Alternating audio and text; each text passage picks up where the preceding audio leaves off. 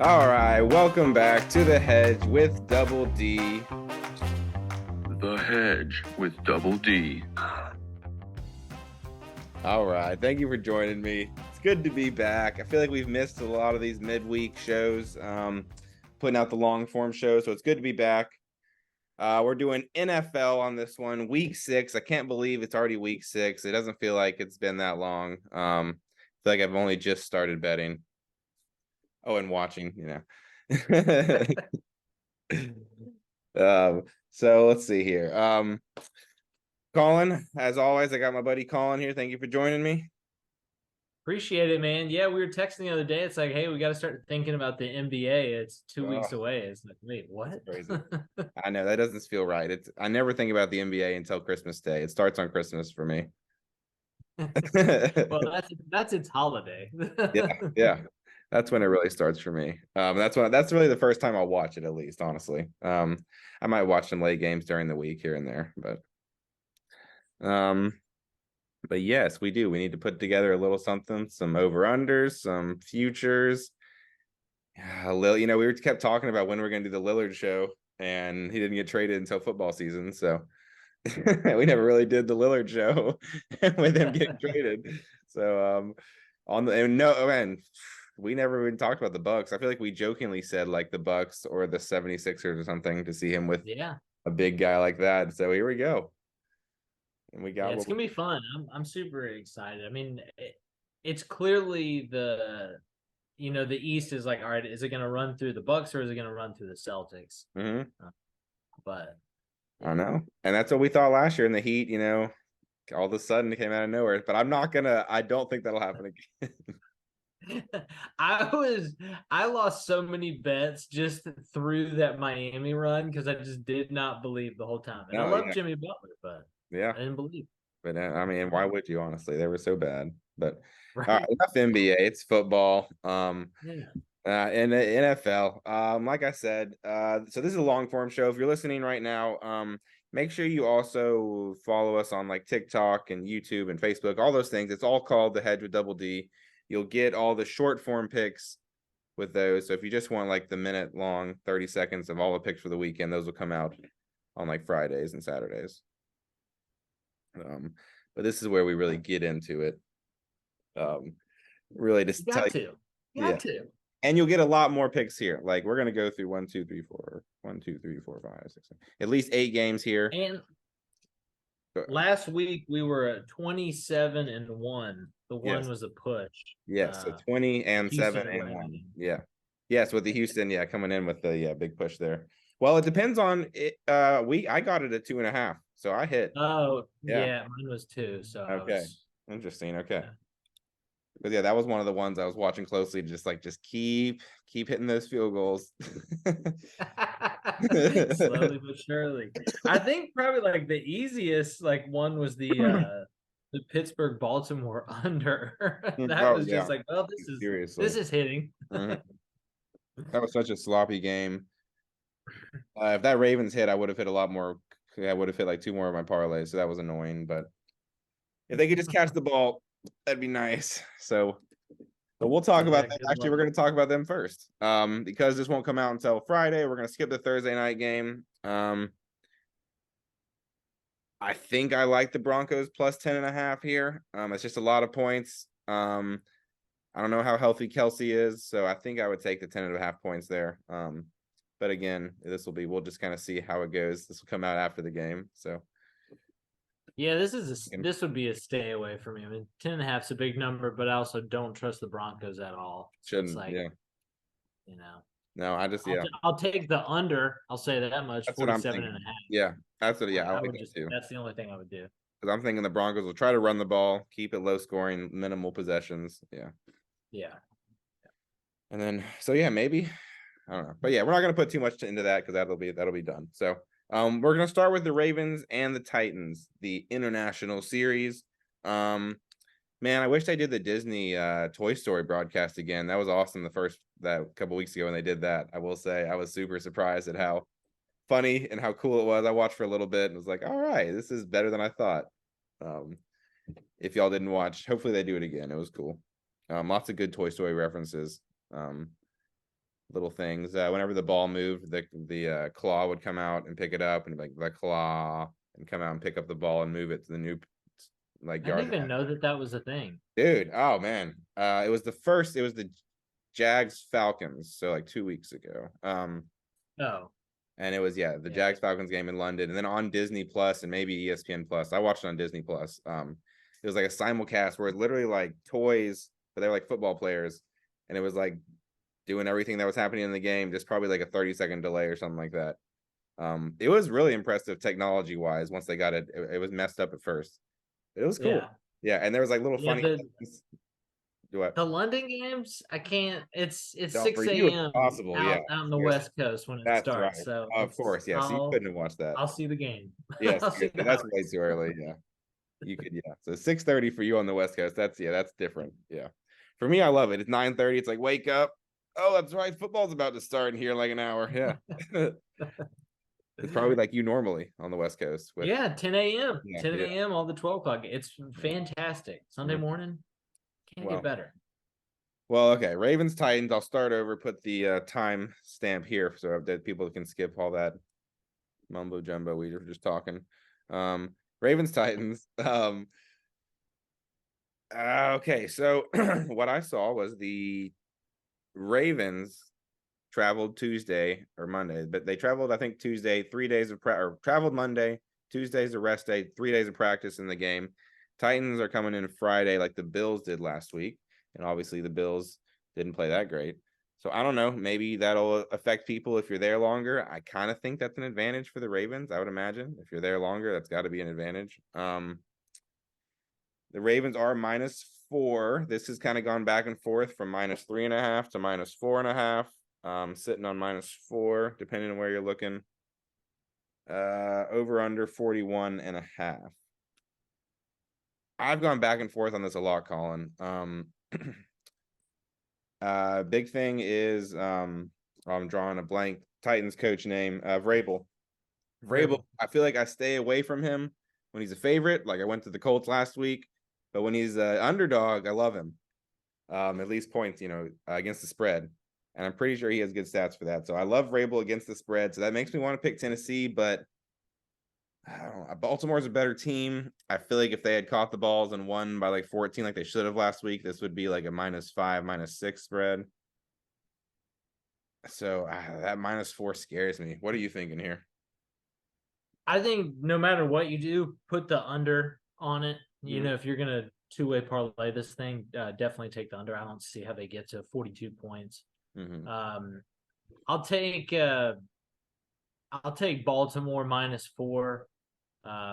Tennessee is just not great. I hear you on the Vrabel thing. He always seems to turn the dial up, but that just don't know really where the points are going to be coming from. You just gotta hope they ground and pound it and then go from there. So I know. And on top of that, the fact that like Baltimore lost so badly last week, like you have to think that Harbaugh is jumping down their throats and get the job done this week. So give me -4, and I'll also take the under. All right. I like that. I agree with. I think if Baltimore had won last week, this would be a little different. I think the spread would be higher. It's a little lower than it should be. They're going to be, like you said, Harbaugh's going to be on them to play better because, they played so bad last week. So I like Baltimore too. Tennessee, I think Tartt's still out. Their big D lineman's still going to be out. Baltimore's getting healthier on their offensive line. They should be able to run the ball. Tennessee's usually good, but they've been bad against the run since Tartt's gone out. So I like Baltimore here too.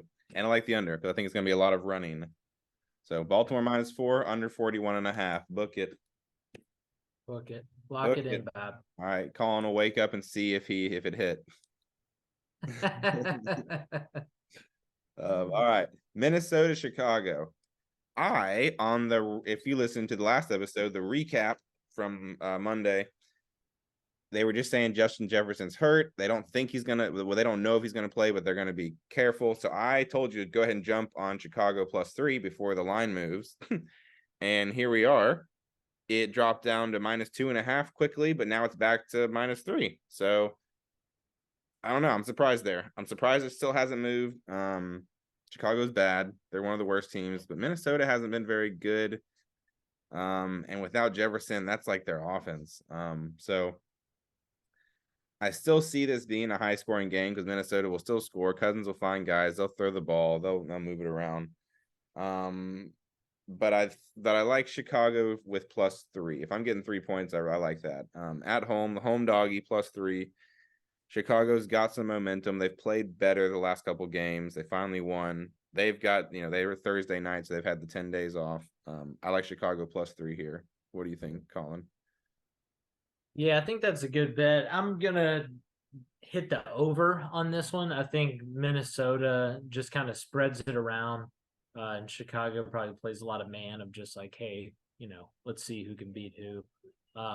But so we're not just two dudes standing in a circle agreeing with each other. I'll say Minnesota -3, as well as the over. Okay. I think Kirk Cousins just spreads it around a whole bunch and gets it done. But someone with Justin Fields as their fantasy QB in one of my leagues, I'm hoping for a good game. Yes, yeah. That's another thing, man. If they keep DJ Moore down at like 50 yards, keep riding that over. I don't know why they keep it at like 40. Remember, we talked about that when that was one of our props last Thursday. Yeah. And that hit easily. So if DJ Moore is down to like 50, 55 yards, keep taking that over. Because Chicago wants to move the ball through him. They paid him a lot of money, or not paid. They did, but they spent, they got the draft picks. So yeah. Well, and on top of that, now Chicago is 5-0 on the over. Completely undefeated. Okay, so Chicago's hitting big on the over. But let's see here. Moving on, we got Chicago. Okay, so we're split Chicago, Minnesota +3, but we both like over 44. Yep. All right. Seahawks, Bengals. Bengals bounce back. I don't know. I think I'm riding with Burrow here. I think I'm gonna keep him bouncing back. They looked good last week. He said he's felt the best. It looks like he's healthy. So I'm gonna ride with the Bengals now. I feel like I don't know. I think they're gonna bounce back, and they're still gonna be kind of the favorites of the AFC North here. Honestly, no one else. Even though the Steelers are the best team right now, no one trusts them. So, do you think that Joe Burrow pulled a Kobe and went to Germany, got some stem cells? Maybe it wouldn't surprise me to it. Yeah, because he looked good. He even said like he felt good. He was finally moving around. So, hey, I respect it. Yeah.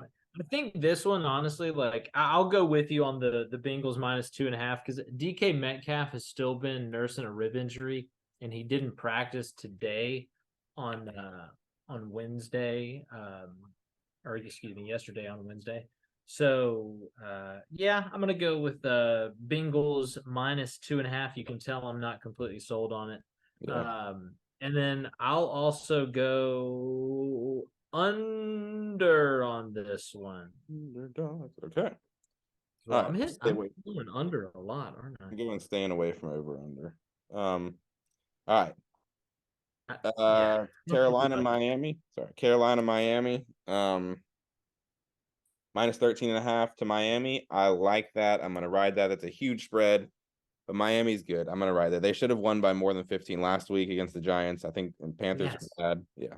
So I couldn't agree more. I know that, big numbers, hell, they scare me. But I'm right with you, -13.5. And then I'll take the under on that one as well. Okay. Yeah, Carolina's not gonna score at all, basically, is what you're thinking. Yeah. Yeah. Okay. I can see it 35-10, Yeah. Right under. All right. Last 1:00 game we're doing Colts, Jags. Jags are -4. I like the Colts +4. Minshew's playing this week. We were talking earlier. Richardson may end up being a better quarterback, but I think right now Minshew gives you a better chance to win or at least cover. So I like that Minshew's playing, that they're getting 4 points. Jonathan Taylor's back. I like the Colts +4 here. Minshew Mania is full steam ahead in Knoxville with Mr. Dawson. Give me Jacksonville -4.5. And give me the over on this one. I think Jacksonville actually put some points on the board with Calvin Ridley. Yeah. Pair that with a Calvin Ridley anytime TD. Ooh. Okay. All right. Moving on to the late games. Philadelphia -7 against the Jets. This one's tough. I probably am going to stay away from this one in general. Colin, what are you thinking here? Yeah, I'm going to go with the Eagles -7 because, this whole year they've really not been talked about like a lot of people thought that they were going to be, because it was going to be they were the dominant team, and now so many people are talking about 49ers on the NFC as opposed to them. So I think this is definitely like a, hey, let's win, and let's win big. Jets have a great defense. 41. It's not the most dangerous number, so I'll take the over on that one. Okay. All right. Rams, Cardinals. Simply put, I'm gonna take the Cardinals here. I like them at +7. I don't. This doesn't sound like a fun game to watch, but I like the Cardinals +7. Just because I think they're just not that much worse than the Rams. I don't think they're 7 points worse than the Rams. I think they're a little bit worse, slightly worse. I think this will kind of be a shootout, and the Rams probably win, but I wouldn't be surprised if the Cardinals win. It'll be a 3, 6, 7 point game. So. Yeah, I think I'm going to go on the opposite side of that. I think this is simply like McVay is a much better coach. So give me -7. I think he can win by 10 points against the Cardinals, especially the Cardinals have definitely shocked some people, but I still don't think they're, a killer team. So give me Rams -7. No, yeah, they're still one of the worst rosters for sure. Look like trying to tank. Yeah. Yeah, for sure. Last game, Sunday night game. We got the Giants going to Buffalo. Buffalo -14.5. That's such a big spread. Oh, that hook on 14 is hard. The Bills lost by 15. I mean, the Giants lost by 15 last week. Tyrod Taylor might be playing. We don't know if Daniel Jones is going to play. We were kind of joking earlier. I don't know how big of a downgrade that is, if much at all. I don't know, man. I think if he does play, it's going to be hard to pick props because you don't know. I mean, we don't even know if Barkley's going to play. If it's just Tyrod Taylor and Saquon Barkley, I guess you got to like Barkley rushing. But if they go down early, they're not going to run the ball much. That's hard to say. What are you thinking here, Colin? I would not bet this game at all. But if you're absolutely making me choose, give me Tyrod Taylor +14.5. Right. Let's get weird with it. Yeah. 44.5. Give me the over as well on that one. Yes, Bills are a much better team. They should theoretically be able to win by 3 touchdowns. Yeah. But something about sometimes when Tyrod just comes into he has a good like couple weeks and then reality sits in. Yeah, that's true. But yeah, if I can start the game up 2 touchdowns, let's do it. Yeah. I like the over there. I think Buffalo is going to put up in the 30s. But I think I'm gonna take Buffalo. If like you said, I would stay away from it. But if I had to, maybe put it in the same game parlay and buy it down to -13.5 to be safe. But yeah, I like Buffalo to bounce back. I think they're good at like losing and the next week bouncing back and then like rubbing it in the opponent and winning by being up by 14 and then putting up another 14. Yeah, that's honestly the right bet. I've lost so much with Giants bets this year. I think they're my heat just on the opposite way. Yeah, they've got to be better. Yeah. All right. Well, there. So we've got a healthy amount of picking the other team back and forth here. Not all agreeing. So we'll see how it goes. But I like what we got here. We got a couple favorites, couple of doggies. Always love picking the doggy. And for me, I love picking the unders. So we got a good couple unders in here. If you've got one bet that's your favorite bet, or 2 that you want to play. If I have to pick a lock that I really like, I think it's Miami. And last time I take Chicago as a lock, I missed, so I don't want to take them again. I'm gonna take the Colts. I think the Colts and Miami are my 2 picks I like. Yeah, mine was Miami, and I'd say the Eagles -7. Yeah. Between them or Baltimore, but yeah, Eagles -7, and then Miami 13.5, and then definitely the Baltimore Tennessee under 41.5. That seems like you could already cash that. Yeah. No, I like that too for over under wise. Yeah. Right. All right, man. Well, good week. Shorter show than usual, a little bit shorter. But we'll come back. We're gonna have a college football picks coming out soon, also, and then we'll be back for a recap. Put those official picks on the short form shows over the weekend, so look out for those. Otherwise, well, as always, bet responsibly, hedge those bets. Colin, thank you for joining me. Appreciate it, man. All right, and we will see y'all next time.